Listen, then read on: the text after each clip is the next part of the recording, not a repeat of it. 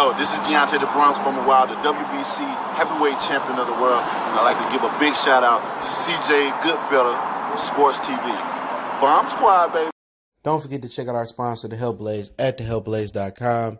100% all natural products from lotions, soaps, foot soaks, bath bombs, and much, much more. Use the promo code Goodfella1Boxing. Tell them your boy CJ Goodfella sent you, get 18% off. We out. All right, man. We back. Goodfella Sports TV. Appreciate everybody for checking in. Hit that subscribe button, bell icon button, share the video, and you can choose to believe me or not to believe me.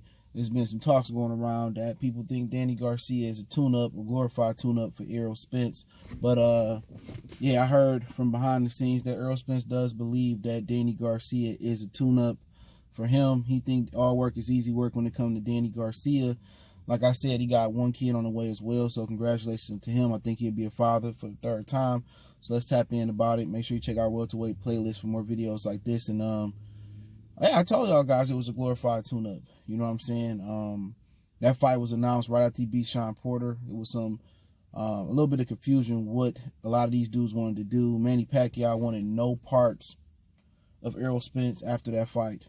Had Shawn Porter won, I just got to keep saying this, sorry to sound redundant, but if Shawn Porter won, Manny Pacquiao would have unified with Shawn Porter 3 belts.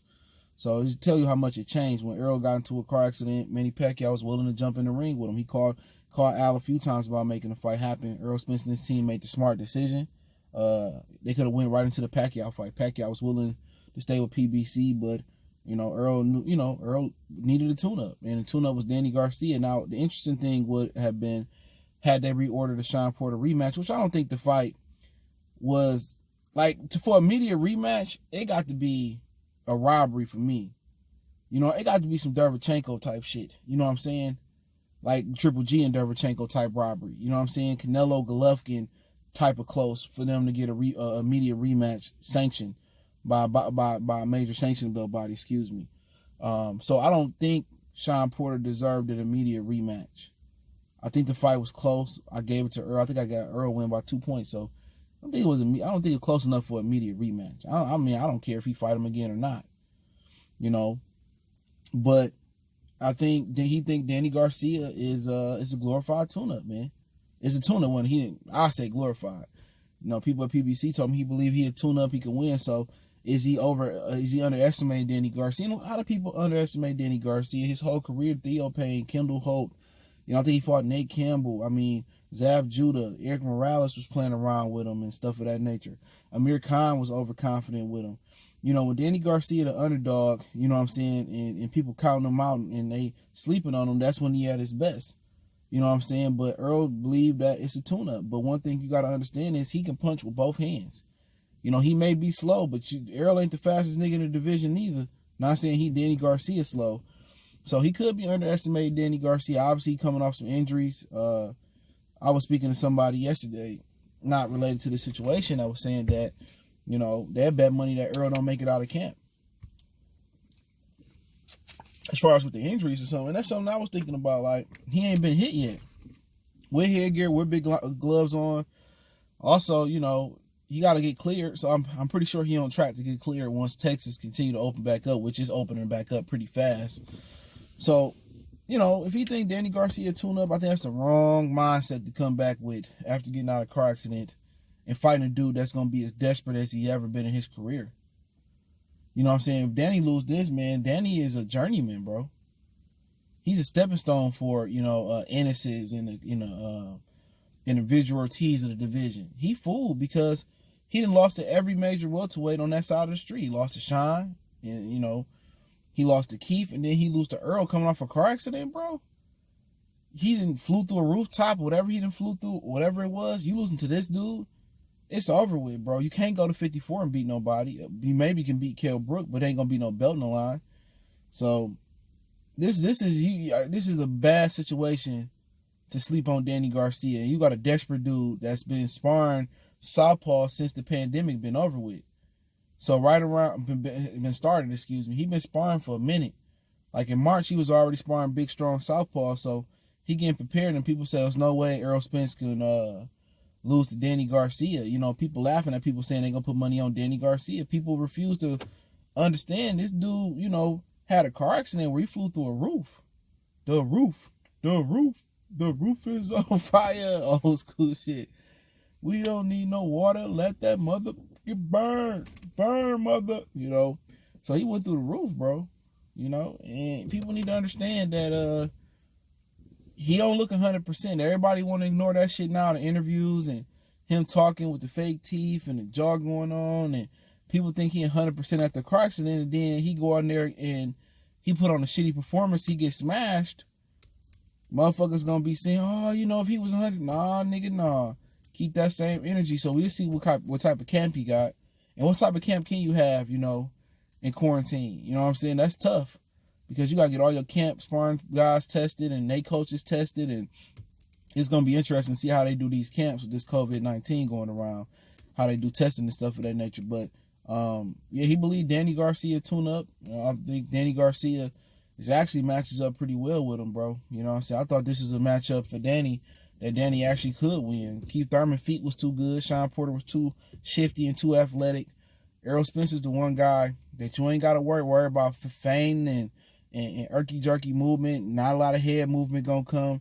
He flat-footed. Danny Garcia, you know, tend to have problems with dudes on their toes and who slip and, you know, stuff of that nature. So, you know, his disadvantage is I think he do got 6 inch shorter arms than Earl, but this is the matchup. If he can beat any of these dudes at welterweight, as far as the top guys, including Pacquiao, Crawford, this is the matchup he should be able to win under these circumstances. But you got to worry about Earl on his toes and nothing like that. Danny ain't Mikey. You know, he gonna take chances. He believe in his chin, and Danny Garcia ain't gonna mail it in. He gonna keep trying. And if he try to mail it in, Angel gonna slap the shit out his ass in that corner, man. So, you know, a lot of people gonna say, "Oh, this is a tough fight," but what does Danny Garcia resume tell you, bro? You know what I'm saying? It just shouldn't even be a pay-per-view fight. Danny, you know, he did okay versus Paulie. He struggled versus Guerrero. He lost to Keith comfortably. You know, some people believe it was close. It was right. No fucking robbery. He lost to Keith comfortably. He lost to Sean, however you like it. You know. And you know, he beat Granados. He beat Rios. And, you know, he struggled with Lamont at 47. That was like a catchweight at 144. He struggled with Lamont. You know what I'm saying? That was a younger Lamont, obviously, than what fought Errol Spence. So you really can't compare them. But, you know, his resume show you that he an average contender from the 10 to the 10 to 6 range.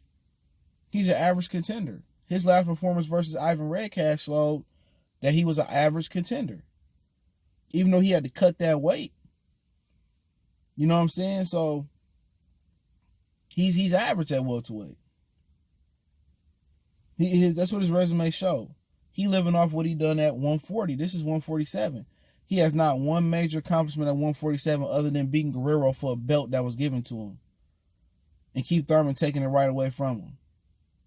So this Danny Garcia last chance, I believe, to seize the moment at 147 to show that he can be something. But then again, it's going to be an asterisk by because you beat a dude coming off a car accident. But for Earl to sit there and really put it in his mind that this is a tune-up and this really a tune-up coming back and this, that, and the third, this man is dangerous, bro, because he can counterpunch, he can punch. And to be honest, you know, you can make the same case about Sean being an average welterweight. You know what I'm saying? He did beat Devin, who had the opiate addiction. He lost to Julio Diaz. He had a draw with Julio Diaz at the welterweight division. He lost to Keith Thurman. He lost to Kell Brook. You know what I'm saying? He struggled with, some people thought he lost to Dennis Yugas. So you can make the case that this dude fight, Sean Porter average welterweight, and also styles make fights. He went in that fight underestimating Sean Porter and got the fight of his life to this point in his career. You know, and he doing the same thing with Danny Garcia. The major difference between Sean and Danny is a cleaner and more effective puncher and counter puncher. He could punch with both hands. And also, you not at your best you physically not going to be in your best that you was versus Sean Porter, at least not to that point. People say it's going to be different because he ain't got to cut weight no more. He at 160. He'll be able to come. At the end of the day, if you fighting below a weight that's not your weight, you always going to struggle. Your body is not going to be at its best. It's not going to be twitchy. It's not going to be the power. He draining the power out in camp. No matter if he draining in 8 weeks, 10 weeks, 15 weeks, 20 weeks, he draining himself to make this weight. So we'll see what happens with Danny. Danny draining himself too. You know, but we'll see. You know, we'll see what will legitimately happen in this fight. But I think it's a mistake to underestimate Danny Garcia. I do think it's a mistake. I think if Danny is treated like a monstrous underdog, Danny is just gonna be that much dangerous. Putting Danny back in the position when he was with Golden Boy and he was hungry. This is kind of what's doing to Danny Garcia. It's making Danny Garcia hungry, dog. So when all these people count Danny Garcia out, he dangerous, bro. When everybody assuming that Errol just gonna be healthy and make it through camp, we'll see, man. But he believes Danny Garcia tune-up is what I was told. And you know, it is what it is. So let me know what you guys think. Don't forget me on Facebook, Instagram, Twitter. You reach out if you got business questions, inquiry, sponsorship, video questions. Keep sharing the videos. Want to make a donation, Cash App, PayPal, everybody so to donate, share the videos, and check out my Twitter. That's the fastest way to DM me. Appreciate the love, support. One time for the one time we gone.